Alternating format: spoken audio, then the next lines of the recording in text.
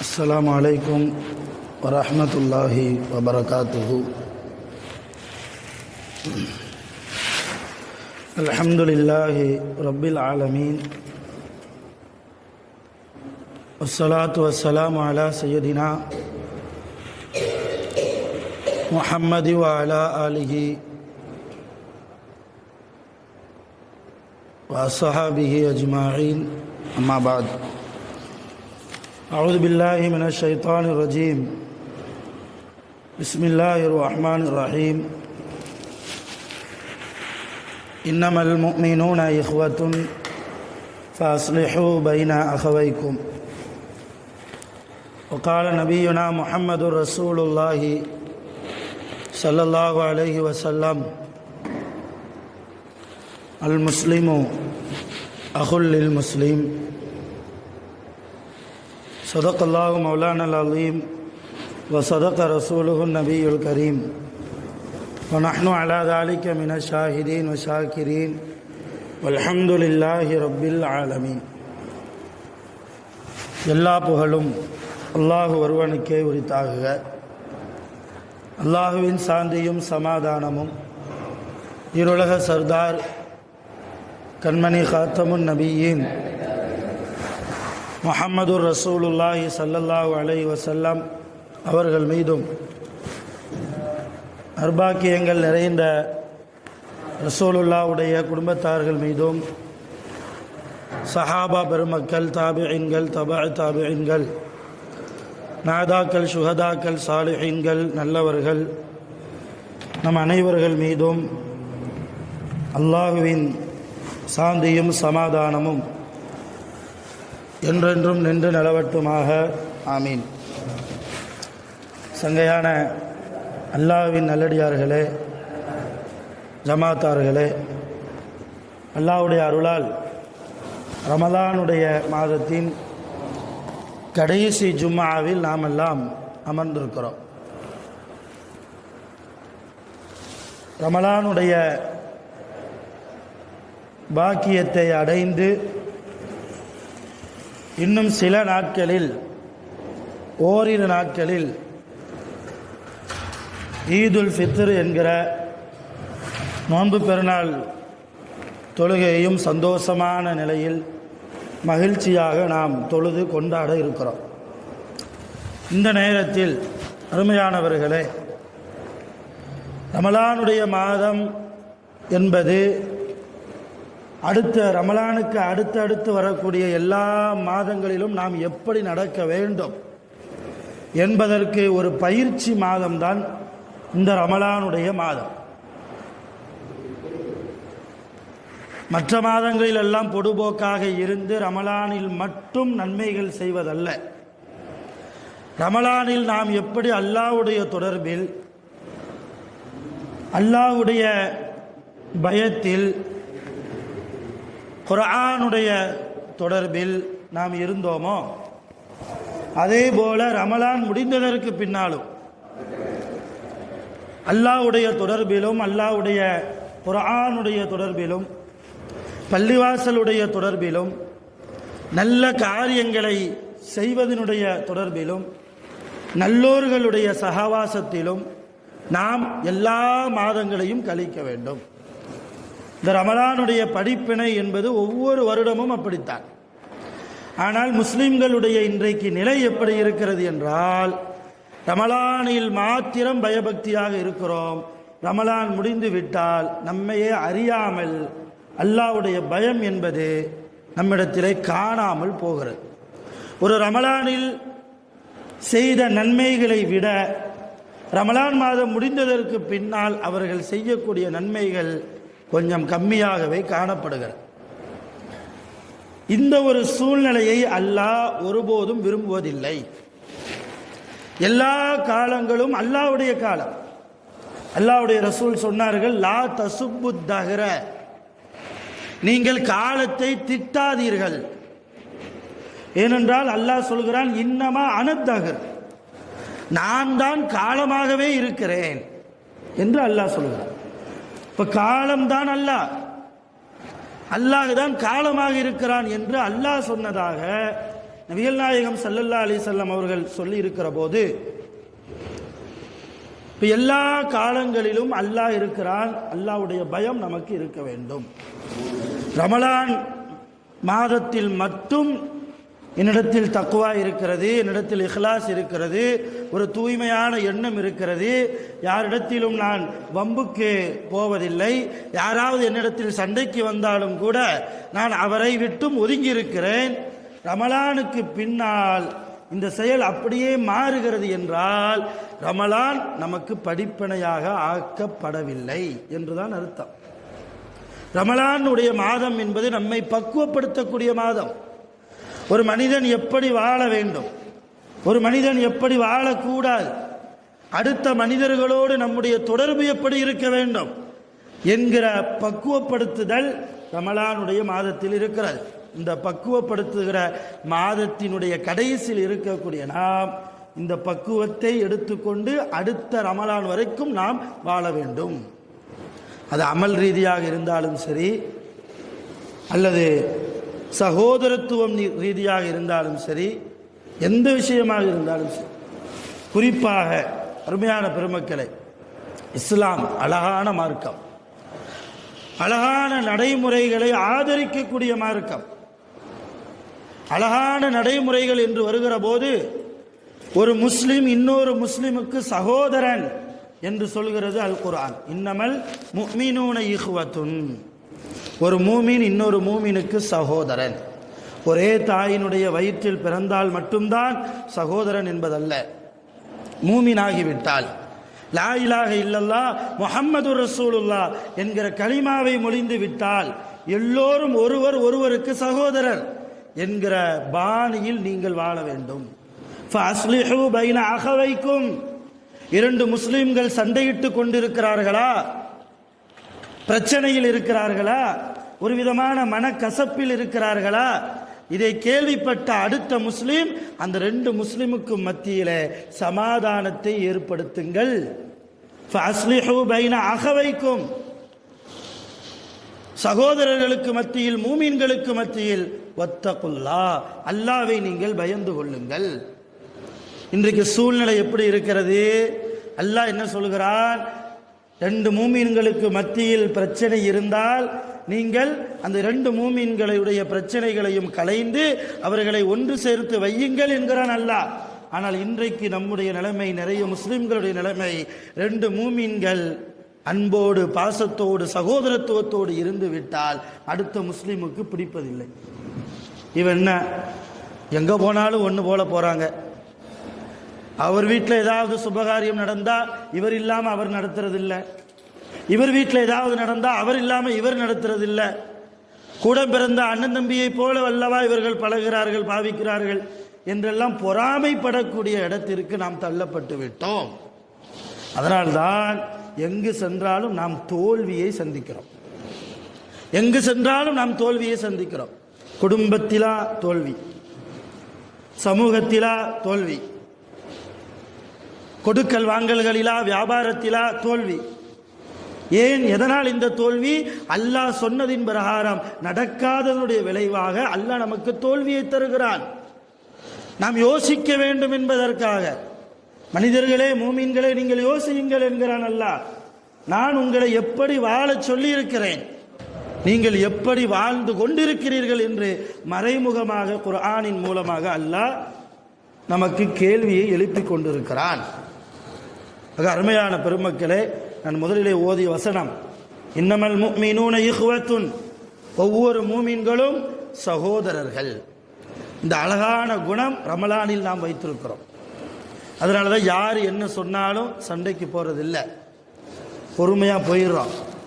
இந்த அழகான குணத்தை ரமலான் கடந்ததற்கு பின்னாலும் நாம் அடுத்த ரமலான் வரைக்கும் கொண்டு வர வேண்டும். இந்த ஒரு பழக்கம், இந்த ஒரு நல்ல குணம் நம்மிடத்தில் வந்துவிட்டாலே சமூகத்தில் எந்த பிரச்சனையும் இருக்காது. பக்கத்து வீட்டு பிரச்சனை இல்லை, பக்கத்து ஏரியாக்காரர்களுடைய பிரச்சனை இல்லை. நீ மூமினா, நீ முஸ்லிமா, நான் உனக்கு சகோதரன், நீ எனக்கு சகோதரன். இன்றைக்கு நிலைமை எப்படி இருக்கிறது என்றால், மாற்று மத சகோதரர்களோடு நாம் சகோதரர்களாக பழகிறோம். அப்படித்தான் பழகணும், அதில் தவறில்லை.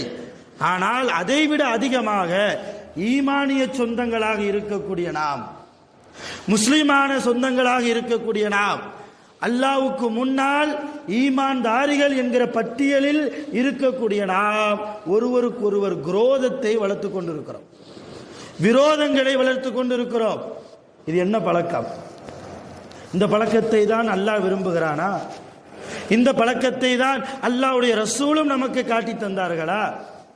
அருமையான பெருமக்களை நிறைய யோசிக்கணும். நபி ஸல்லல்லாஹு அலைஹி வஸல்லம் ஆரம்ப காலகட்டத்தில் 40வது வயதிலே அவர்களுக்கு நபி பட்டம் கொடுக்கப்பட்டது. ரசூலுல்லாஹ்வுக்கு நிறைய எதிர்ப்புகள் மக்காவிலே, ரசூலுல்லாஹ்வுக்கு எதிரிகள் நிறைய பேர், ரசூலுல்லாஹ்வுடைய இந்த மார்க்கத்தை எதிர்த்த பேர் நிறைய பேர். எந்த ரீதியிலாவது முஹம்மது நபியை தீர்த்து கட்டிவிட வேண்டும் என்று கங்கணம் கட்டி கொண்டு திரிந்த சூழ்ச்சிக்காரர்கள் நிறைய பேர். அந்த நேரத்தில் ரசூலுல்லாஹ்வுக்கு தோள் கொடுத்தவர்கள் வாலிபர்கள் தான். அபூபக்கர் சித்திக் ரலியல்லாஹு அவரிடமிருந்து தொடங்கி 8 வயதில் இருக்கக்கூடிய சையதுனா அலி ரலியல்லாஹு தஆலா அன்ஹு அவர்கள் வரைக்கும் எல்லோருமே சிறுவர்கள், வாலிபர்கள். ரசூலுல்லாஹ் இந்த சம்பவத்தை சொல்கிற போது, மக்காவிலே எனக்கு எத்தனை எதிரிகள் இருந்தாலும் என்னோடு தோள் கொடுத்த என் வாலிப சகோதரர்கள் என்றார்கள். என் வாலிப சகோதரர்கள் எனக்கு உறுதுணையாக இருந்தார்கள், என்னை பாதுகாப்பதில் உறுதுணையாக இருந்தார்கள், அல்லாஹ்வுடைய மார்க்கத்தை பரப்புவதில் தீவிரமாக இருந்தார்கள். ரசூலுல்லாஹ் வெறுமன வாலிபர்கள்னு சொல்லல, வாலிப சகோதரர்கள். மக்காவை விட்டும் மதீனாவுக்கு ரசூலுல்லாஹ் ஹிஜ்ரத் செய்து போனதற்கு பின்னால் மக்காவில் இருந்த முஸ்லிம்கள் எல்லாம் ஹிஜ்ரத் செஞ்சுட்டு போயிட்டாங்க. அங்க போய் ரசூலுல்லாஹ் செய்த ஆரம்ப செயல் என்ன தெரியுமா? மதீனாவில் இருக்கக்கூடிய ஒவ்வொரு தோழரையும் அழைத்து, மக்காவில் இருந்து வந்த ஒவ்வொரு தோழரையும் அழைத்து, இன்றிலிருந்து இவர் உங்களுக்கு சகோதரர், இந்த மக்காவாசி உங்களுக்கு இன்றிலிருந்து இந்த வினாடியிலிருந்து இவரை நீங்கள் சகோதரர்களாகத்தான் பாவிக்க வேண்டும். சகோதரத்துவத்தை தான் ரசூலுல்லாஹ் ஏற்படுத்தினார். நீங்க அப்படி தொழணும், இப்படி தொழணும், பள்ளிவாசல்லையே கடக்கணும், நிறைய தர்மம் செய்யணும், நிறைய தஸ்பீகாத்துகள் ஓதணும், அதெல்லாம் ரசூலுல்லாஹ் சொல்லவே இல்லை. முதல்ல சகோதரத்துவத்தோடு இருங்கள். நாம ஒற்றுமையாக இருந்தால்தான் எதிரிகளுக்கு பயம் வரும் என்கிற மறைமுகமான செய்தியை ரசூலுல்லாஹ் மதீனாவில் ஆரம்ப காலகட்டத்தில் உணர்த்தினார்கள். எந்த அளவு சகோதரத்துவத்தோடு வாழ்ந்தார்கள் மக்கத்து சஹாபிகளும் மதீனத்து சஹாபிகளும். தன் சொத்திலேயே பங்கு கொடுத்தாங்க. மதீனாவாசிகள் மக்காவாசிகளுக்கு தன் சொத்திலேயே, நான் இறந்து போய்விட்டால் என் சகோதரராக இருக்கக்கூடிய இந்த மக்கத்து சஹாபிக்கு இவ்வளவு பங்கு உண்டு என்று எழுதி வைத்து மரணமாகக்கூடிய நிறைய சஹாபிகளை நாம் வரலாறுகளில் ஹதீஸ்களில் பார்க்கிறோம். இன்னைக்கு சொந்த கூட பிறந்த அண்ணன் தம்பிக்கே நம்மளை விட அதிகமாக கொஞ்சம் சொத்து போயிட்டா ஜீரணிக்க முடியாத சூழ்நிலையில் நாம் வாழ்கிறோம் இல்லையா? ஏற்றுக்கொள்ள முடியாத மனோநிலைமையில் நாம் வாழ்கிறோம். கொஞ்சம் யோசிச்சு பாருங்க, யார் எவருன்னே தெரியாது, முன்ன பின்ன அறிமுகமே இல்லாத சஹாபாக்கள். ஒரே காரணம், நீ ஈமான்தாரியா, நீ அல்லாஹ்வை ஏற்றுக்கொண்டாயா, அல்லாஹ்வுடைய ரசூலை ரசூலாக ஏற்றுக்கொண்டாயா, நீ யார் என்று எனக்கு பரவாயில்லை, நீ கருப்பரா, வெள்ளை இனத்தை சார்ந்தவரா, உயர்ந்த குடும்பத்தில் பிறந்தவரா அல்லது அடிமைத்தனத்தில் இருந்தவரா, அதுவெல்லாம் எனக்கு தேவையில்லை, இன்றிலிருந்து நீ எனக்கு ஈமானிய சகோதரன், என் சொத்தில் உனக்கு பங்கு என்கிற முடிவுக்கு வந்தார்களே. இன்னும் உச்சகட்டமாக சொல்வதாக இருந்தால், 2-3 மனைவிமார்களை வைத்திருந்த மதீனத்து சஹாபாக்கள் மனைவிமார்களை எல்லாம் மக்காவிலே விட்டு ரசூலுல்லாஹ் சொல்லிவிட்டார்களே என்பதற்காக மதீனாவுக்கு ஓடோடி வந்த, ஹிஜ்ரத் செய்து வந்த மக்கத்து சஹாபாக்களுக்கு தனக்கென்று ஒரு மனைவியை மட்டும் வைத்துக்கொண்டு மீதி இருக்கிற மனைவியை தலாக்கு விட்டு அவர்களை இத்தா இருக்க வைத்து, அந்த இத்தா காலம் முடிந்ததற்கு பின்னால் தன்னுடைய 2வது 3வது மனைவிமார்களை மக்கத்து சஹாபிகளுக்கு திருமணம் முடித்து வைத்தார்கள். இஸ்லாத்தின் அடிப்படையில், ஷரியத்தின் அடிப்படையில், ஹராமான பாதையில் அல்ல. எது ஹலாலோ அந்த ஹலாலை தேர்ந்தெடுத்து செய்தார்கள். யார் செய்ய முடியும்? இதுதான் ரசூலுல்லாஹி ஸல்லல்லாஹு அலைஹி வஸல்லம் அவர்கள் ஏற்படுத்தி கொடுத்த சகோதரத்துவம். இந்த மாதிரியான சகோதரத்துவம் இன்னைக்கு காணாமலே போய்விட்டதே. அண்ணன் தம்பிகளாக வாழ்கிறோம் என்ற ஒரு சூழல் உதட்டளவில் தான் இருக்கிறதே தவிர இன்னைக்கு முஸ்லிம்களுடைய உள்ளத்தின் அளவில் காணாமல் போய்விட்டது என்பதுதான் நிதர்சனமான உண்மை. அருமையான பெருமக்களே, உமர் ரலியல்லாஹு தஆலா அன்ஹு அவர்களுடைய ஆட்சி காலத்தில் ஒரு சம்பவம் நடக்கிறது. எந்த அளவு சஹாபாக்கள் காலத்தில் வாழ்ந்த சஹாபாக்கள் அல்லது தாபிஈன்கள் அல்லது தாபிஈன்கள் காலத்தில் வாழ்ந்த தபா தாபிஈன்கள் எந்த அளவு சகோதரத்துவத்தோடு வாழ்ந்திருக்கிறார்கள் என்பதற்காக சொல்ல வருகிறேன். ஒரு கிராமவாசி மதீனாவுக்குள் வந்தார். ஒட்டகத்தை கொண்டு வந்தார். அவர் பயணம் செய்து வந்த களைப்பால் ஒரு மரத்துக்கு கீழே ஓய்வெடுப்பதற்காக இறங்கினார். ஓய்வும் எடுத்தார். ஆனால் அவர் ஒட்டகத்தை கட்டி போட மறந்துவிட்டார். அந்த ஒட்டகம் என்ன செய்தது? பக்கத்தில் இருந்த தோட்டத்திற்குள்ளே புகுந்து அங்கே இருக்கிற காய்கறிகளை எல்லாம் கொஞ்சம் சேதப்படுத்தியது. உடனே அந்த தோட்டத்தின் உரிமையாளர் அவர் வந்து நேராக இந்த ஒட்டகத்துக்கு சொந்தக்காரர் யார் என்று கண்டுபிடித்து வருகிற போது, இவரும் ஓய்வெடுத்து எழுந்திருக்கிற போது ஒட்டகத்தை காணவில்லையே என்று தேடி போக கடைசியாக அந்த தோட்டத்தின் சொந்தக்காரரும் இந்த ஒட்டகத்திற்கு உரிமையாளரும் சந்தித்துக் கொள்கிறார்கள்.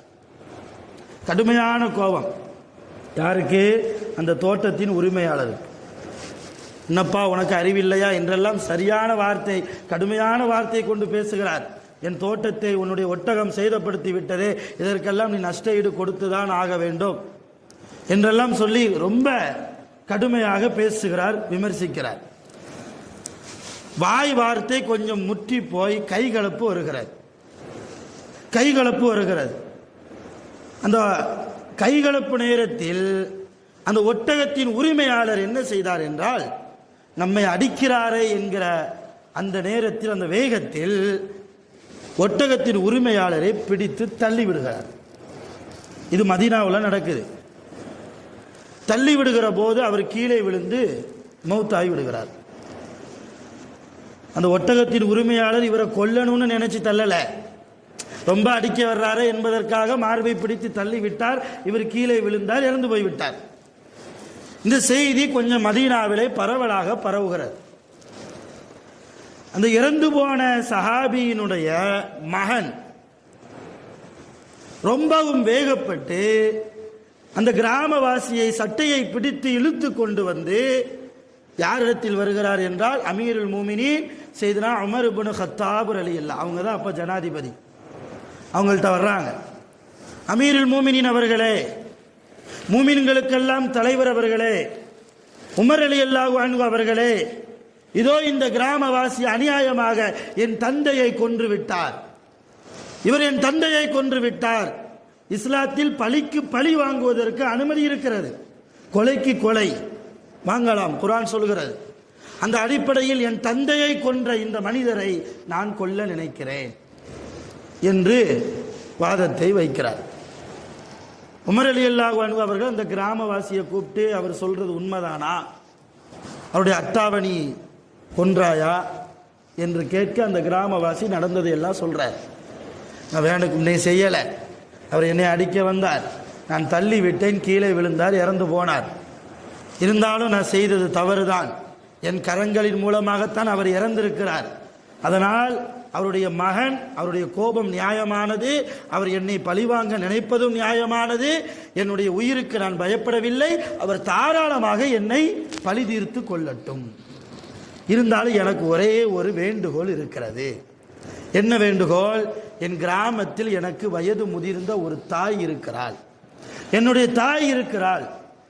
அவளுக்கு நான் மட்டும்தான் பிள்ளையாக இருக்கிறேன். என்னை தவிர அவளுக்கு கவனிப்பதற்கு ஆள் இல்லை, உறவுக்காரர்கள் யாரும் சரியாக இல்லை. அதனால் நான் இறந்து போய்விட்டால் என் தாயினுடைய நிலைமை என்ன ஆகும்? நானும் இங்கே இறந்து போய்விட்டால் நான் இறந்த செய்தி கூட என் தாய்க்கு தெரியாமல் போய்விடும். அதனால் ஒரு 3 நாட்கள் மட்டும் எனக்கு அவகாசம் வேண்டும். ஒரு 3 நாள்.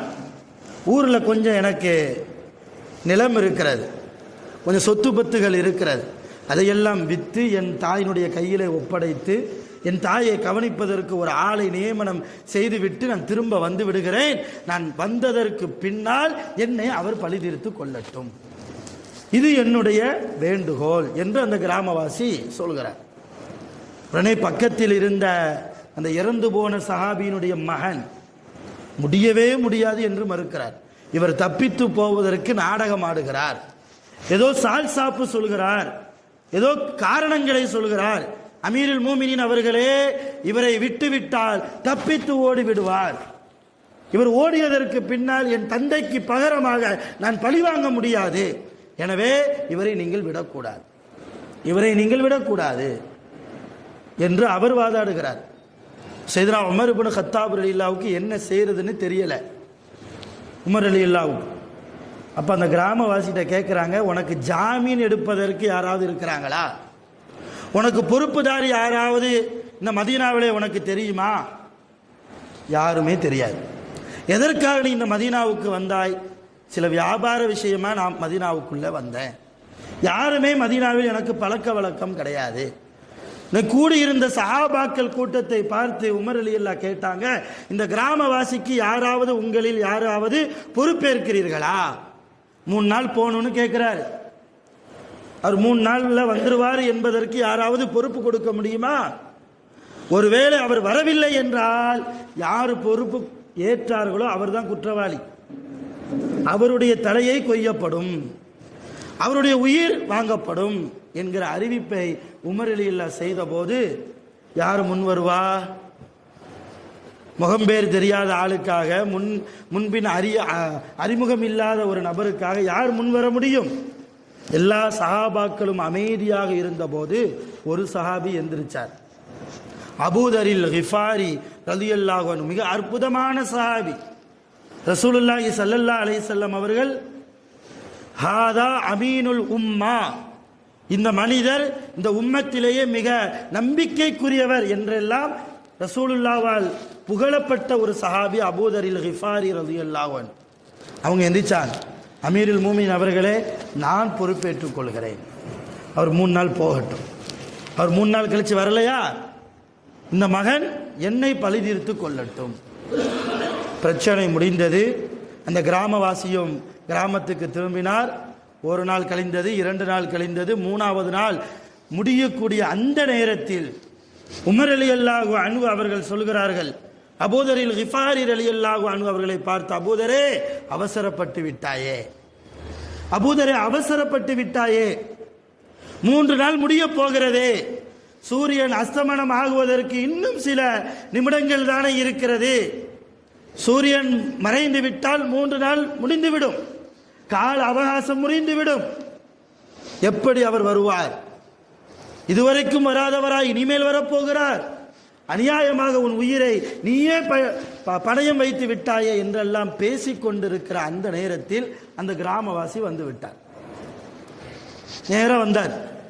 அந்த அமீருல் மூமின் அவர்களே, வருவதற்கு கொஞ்சம் தாமதமாகிவிட்டது, அல்லாஹ்வுக்காக என்னை மன்னித்துக் கொள்ளுங்கள், இதோ நான் வந்து விட்டேன், என்னை இவர் பழி தீர்த்து கொள்ளட்டும், என்னை இவர் பழி தீர்த்து கொள்ளட்டும்.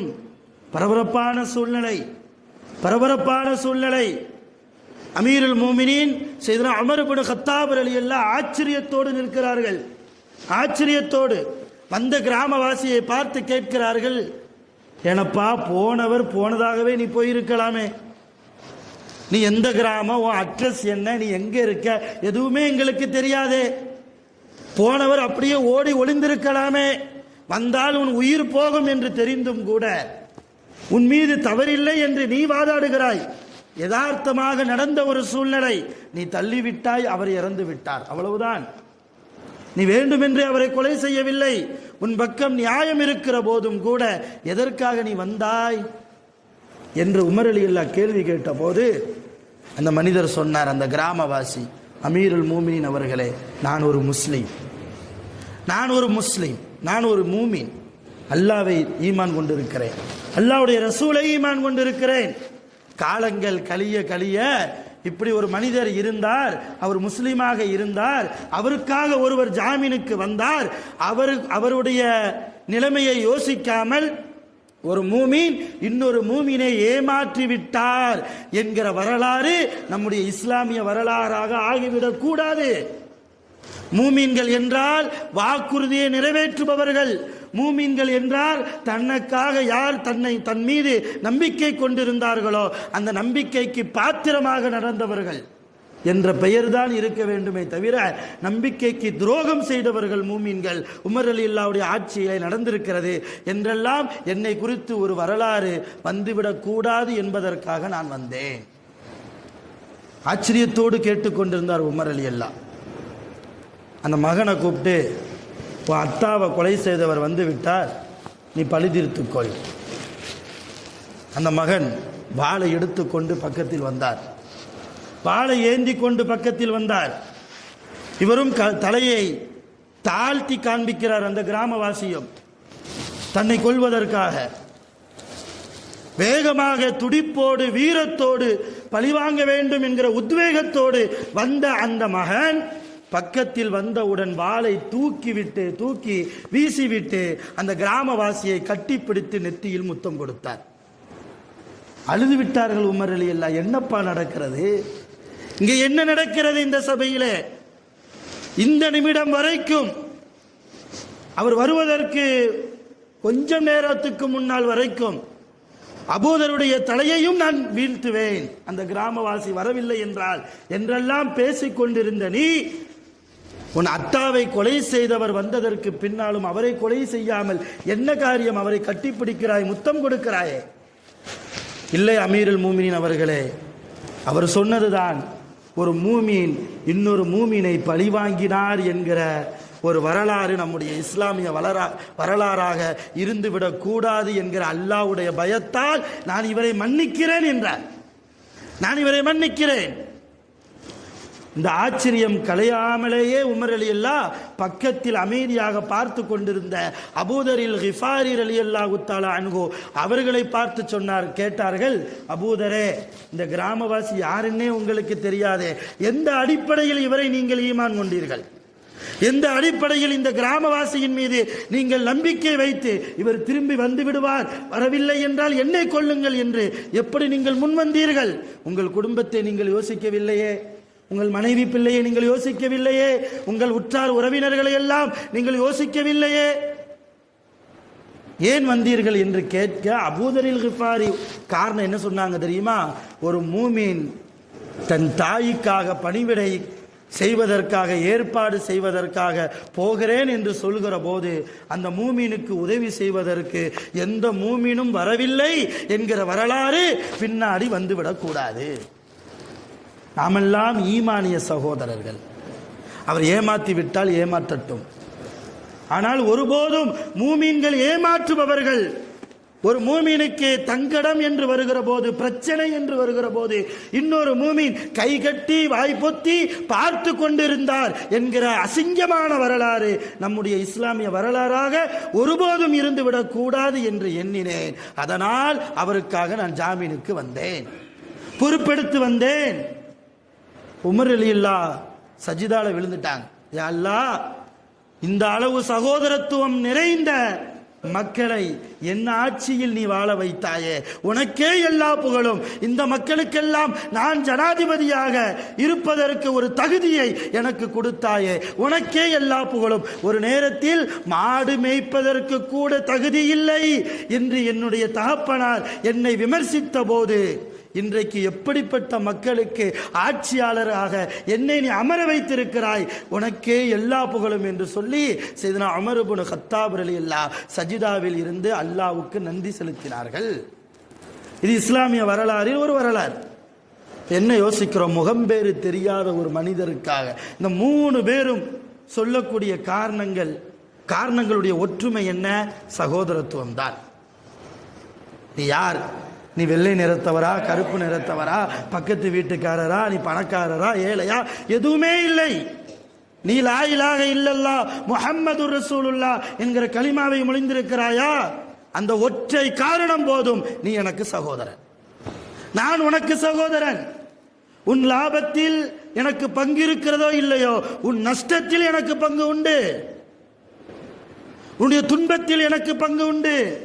நான் வந்து நிற்பேன், உன் தோளோடு தோள் கொடுத்து நிற்பேன், நீ கலங்கி நிற்கிற போது உனக்கு ஆறுதலாக நிற்பேன் என்ற வாழ்க்கை தான் அருமையானவர்களே. ரமலானில் கடைசி ஜும்மாவில் இருக்கிறோம். இதுதான் உண்மையான முஸ்லிமுடைய வாழ்க்கை. இந்த வாழ்க்கை நம்மிடத்தில் இருக்கிறதா? கொஞ்சம் அசை போட்டு பாருங்க. சொந்த வீட்டிலேயே ஏகப்பட்ட பிரச்சனைகள் இல்லையா? பெற்றோர்களை துன்புறுத்தக்கூடிய பிள்ளைகள், பிள்ளைகளை துன்புறுத்தக்கூடிய பெற்றோர்கள், மருமகள்களை துன்புறுத்தக்கூடிய மாமனார்கள் அல்லது மாமியார்கள், கணவருடைய பெற்றோர்களை துன்புறுத்தக்கூடிய மருமகள்கள். இதுவெல்லாம் எந்த அடிப்படையில் நாம் வாழ்கிறோம்? இந்த வாழ்க்கையைத்தான் அல்லாஹ் சொல்லி தந்தானா? இந்த வாழ்க்கையைத்தான் அல்லாஹ்வுடைய ரசூல் நமக்கு காட்டி தந்தார்களா? ஏன் விட்டு கொடுத்து போக வேண்டும் என்கிற மனோபக்குவம் இல்லை. எதை கொண்டு போகிறோம் அருமையானவர்களே? நாளைக்கு அல்லாஹ் உன் பிள்ளைகிட்ட நீ ஈகோ பாத்தியான்னு கேட்க மாட்டான், உன் அத்தாட்ட நீ ஈகோ பாத்தியான்னு கேட்க மாட்டான். என்ன கேட்பான்? தொழுதியான்னு கேட்பான், நன்மை செஞ்சியான்னு கேட்பான், யாரையும் துன்புறுத்தாமல் வாழ்ந்தியான்னு கேட்பான், ஒரு ரமலானில் நல்ல குணத்தோடு நல்ல நன்மைகளை செய்து வாழ்ந்தியான்னு கேட்பான், யாருக்கும் அநியாயம் செய்யாமல் எல்லா மாதங்களிலும் உன்னுடைய ஆயுள் நாட்களை கழித்தாயா என்று கேட்பான், யாருக்கும் தீங்கு இழைக்காமல் வாழ்ந்தாயா என்று கேட்பான். உன் நாவினால் ரசூலுல்லாஹ் முஸ்லிமுக்கு டெஃபினிஷன் சொல்லுகிற போது என்ன சொன்னாங்க தெரியுமா? அல் முஸ்லிமு. யார் முஸ்லிம் தெரியுமா? மன் சலிமல் முஸ்லிமூன மின் லிசானிஹி வ யதிஹி. எவனுடைய கரத்தால் நாவால் அடுத்த முஸ்லிம்கள் பாதிக்கப்படாமல் இருக்கிறார்களோ அவன்தான் முஸ்லிம். முஸ்லிம்னா தொழுவான், நோன்பு வைப்பான், முஸ்லிம்னா ஜகாத்து கொடுப்பான். அப்படிலாம் ரசூலுல்லாஹ் சொல்லவே இல்லை. ஜகாத்து கொடுங்கன்னாங்க, நோன்பு வைங்கன்னாங்க, தர்மம் கொடுங்கன்னாங்க, கொடுத்தா நன்மை கிடைக்கும்னாங்க. முஸ்லிமுக்கு இலக்கணம் ரசூலுல்லாஹ் சொல்லுகிற போது உன்னுடைய நாவால் உன்னுடைய கரத்தால் அடுத்த முஸ்லிம்கள் பாதிக்கப்படாமல் இருக்கணும். இன்னைக்கு நம்முடைய நாவால் எத்தனை பேரை காயப்படுத்துகிறோம்? கொஞ்சம் யோசிங்க, கவலையோடு யோசிக்கணும். நம்முடைய கரங்களால் எத்தனை முஸ்லிம்கள் பாதிக்கப்பட்டு இருக்கிறார்கள்? எத்தனை ஈமானிய சொந்தங்களை மிக சர்வ சாதாரணமாக நாளாந்தர பேச்சுக்களை வைத்து பேசுகிறோம். லா யுஹிப்புல்லாஹுல் ஜஹர பிஸ்ஸூஇ மினல் கவுல். கெட்ட வார்த்தையை பேசுவதை அல்லாஹ் விரும்பவில்லை என்று அல்லாஹ் குர்ஆனில் சொல்கிறான். அந்த கெட்ட வார்த்தையை அடுத்த முஸ்லிமான நம்முடைய சகோதரனிடத்திலே நாம் பயன்படுத்துகிறோம் என்றால் நாம் தொழுது ஏதாவது பிரயோஜனமா? இந்த தொழுகை கபருக்கு நமக்கு உதவுமா? கியாமத்தில் உதவுமா? நம்முடைய நோன்பு உதவுமா? நம்ம வாழ்க்கையை நம்ம கொஞ்சம் தூய்மையாக்கணும். கொஞ்சத்துக்கு கொஞ்சமாவது, ஒரு 100% அல்லாஹ் சொன்னதின் பிரகாரம் நல்ல குணங்களோடு ஈமானிய சகோதரர்களோடு எல்லா மனிதர்களையும் சகோதரர்களாகவே பாவித்து நாம் நடப்போமேயானால் நிச்சயம் நமக்கு கியாமத்தில் வெற்றி உண்டு. வல்ல ரஹ்மான் நாம் அனைவர்களும் சகோதரர்களாகவே வாழ்வதற்கு அல்லாஹ் அருள் புரிவானாக. ஆகிரு தஅவானா அனில் ஹம்துலில்லாஹி ரப்பில் ஆலமீன். அஸ்ஸலாமு அலைக்கும் வரஹ்மத்துல்லாஹி வபரகாத்துஹு.